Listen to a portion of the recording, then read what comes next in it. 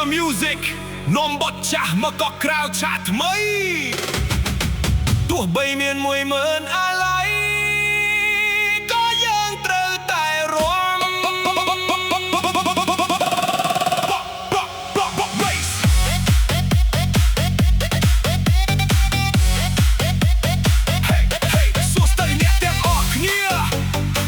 យកនេះ Gentle Music នាំបទចាស់មកក៏ក្រៅឆាតថ្មីទោះបីមាន10000អាឡ័យក៏យើងត្រូវតែរួម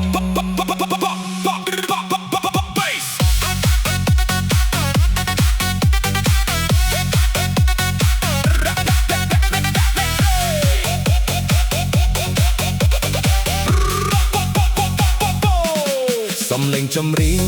10000អាឡ័យចម្រៀងជាងថ្មីនឹងក្រោយបងអចម្រៀងអ្នកក្រស្នេហ៍ស្រងណ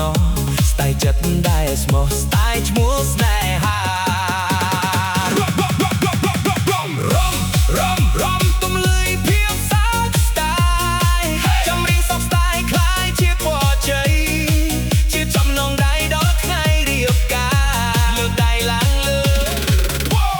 ជាងរត់ជាប់រឿងដែលឥតខ្លឹម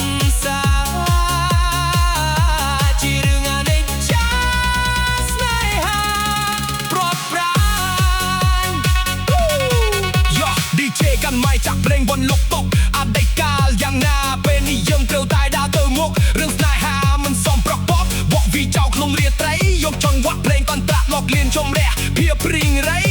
កុំនៅឈរស្